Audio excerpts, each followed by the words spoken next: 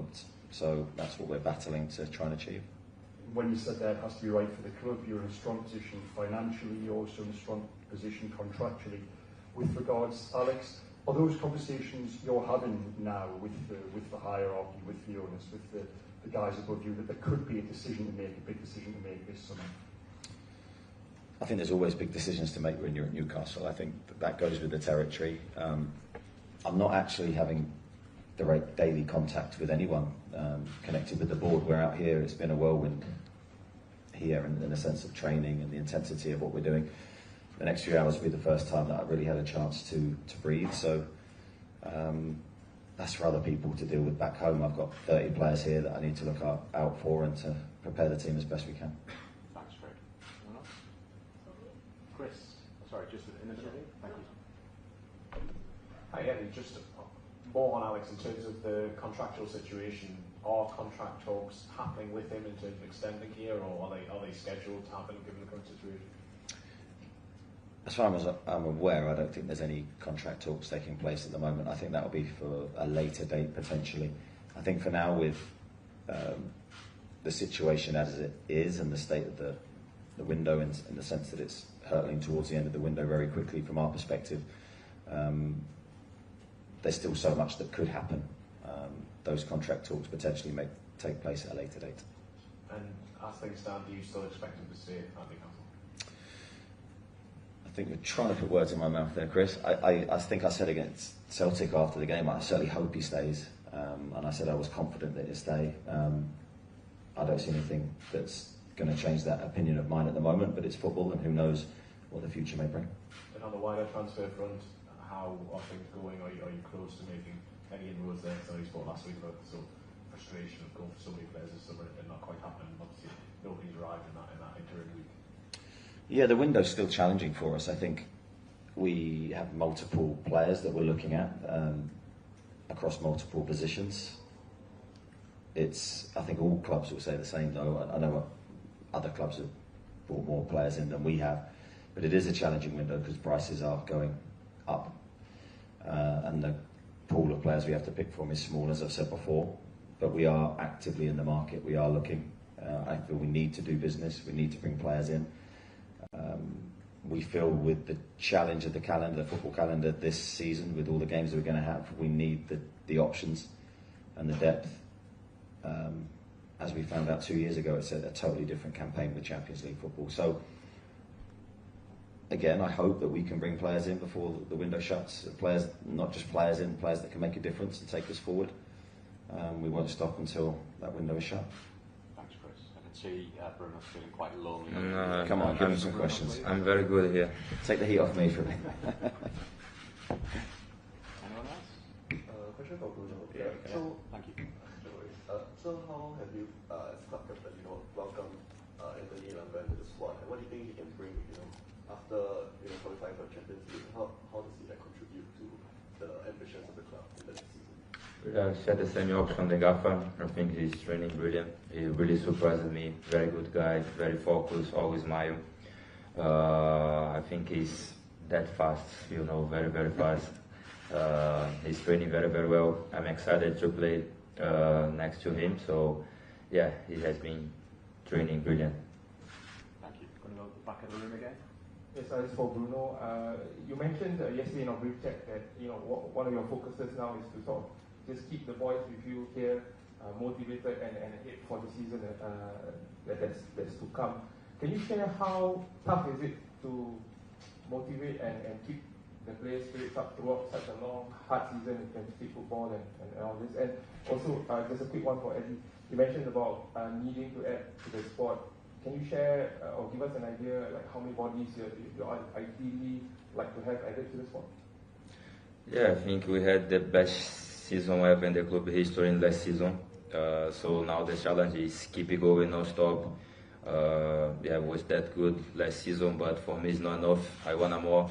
I want to keep winning. Like I said yesterday, if I lost my ambition, I can go home to Brazil and chill. It's not what I'm looking for now. I'm looking for keep improving, keep winning, keep making history for this club. So yeah, I think we're in a good position. Like the Gaffer said, everyone is feeling very, very good at the moment. So we're in a great position, and we hope we can make an unbelievable season again. Yeah, to your second point, I think it's not about numbers, it's about quality. So for me, we've identified the positions that we're looking to recruit in, and then can we find the players of quality that can make our team better? If they don't make the team better or the squad better, then we won't sign them. Thank you. Going to go to the middle of the Hi, room.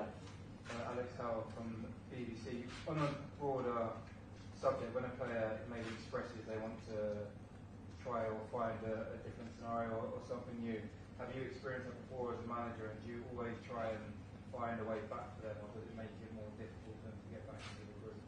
Yeah, I've experienced that many times, and I think it's never the same situation. There's loads of different things that can happen in that scenario. I've welcomed players back to the group, obviously sold players all throughout my management career because that's part of being a football manager.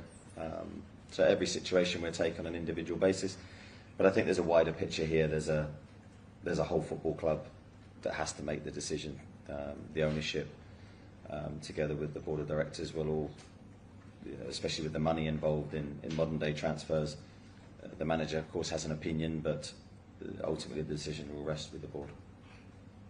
Okay. Just on the front row.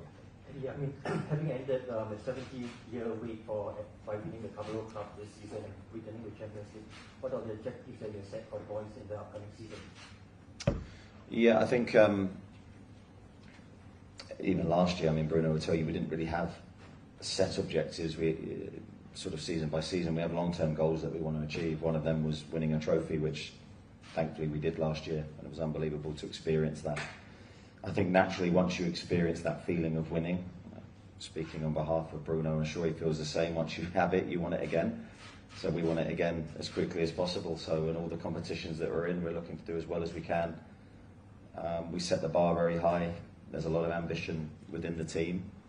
And you can see from training has been very competitive. The lads are very driven to do well. So I see good signs.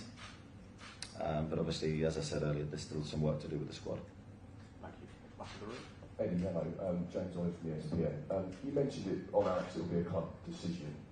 How important is it for you that decision is made quickly, so you know one way or the other, you can plan and react accordingly? I wouldn't put a time scale on it. I think with these situations, it has to be right for the football club. And obviously everything then is taken into context below that, but the club will make the right decision with all the information that it has, and ultimately to try and move the club forward in whatever way that is. And then it's up to us then to make good decisions the other way and try and improve the squad as best we can, and that's what we're trying to do, regardless of Alex's situation.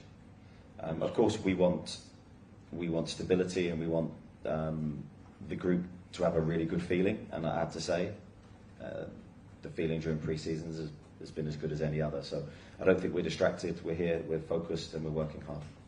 Thanks, James. Anyone else? Yeah? Yeah, Bruno, if I can ask you, I was just a little bit,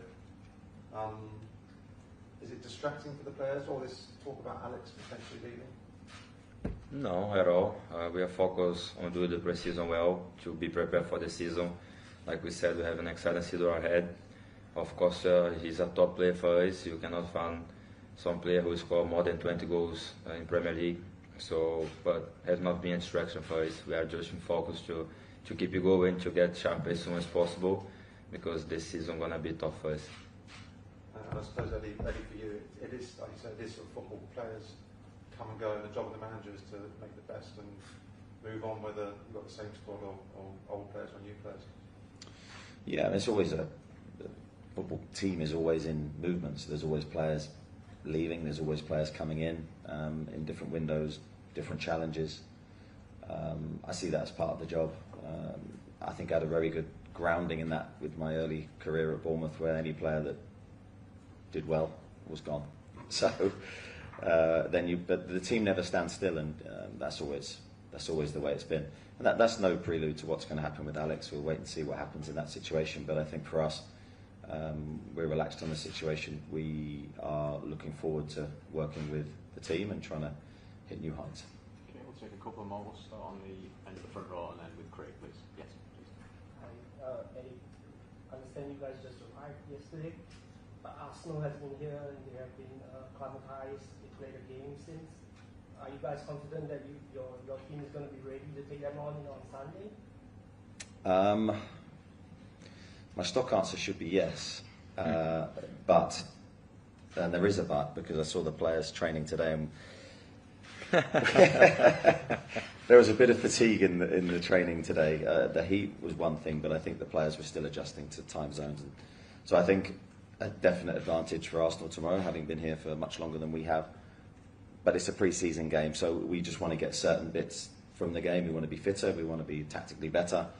We're up against a really good opponent. So I think the game's a great one for us. In terms of how we perform, I think we're building towards our best levels. I'll repeat, the most important thing is how we play against Aston Villa, not these games, but we need to get something from it. Thank you. Last one, Craig, please. Just back to our Friday morning routine of betting injuries, fitness. Is there anyone who won't play tomorrow night, who hasn't trained? Just a general update on players' fitness and where they're at, please. Yeah, the squad at the moment is in a very good place, Alex apart. So Lewis Hall joined in today for his first very mini part of training. He didn't join in the full lot, but it was great to see him back with the team. I think the players were very excited to see him back as well. I think apart from that, we have a clean bill of health, so the squad's in a good place. And Martin Dubravka, will he join you next week? Yeah, the plan for Martin is to join us in Korea. Okay, thank you all for your questions. We'll see you at the stadium tomorrow. Thank you. Thank you very much. Thank you.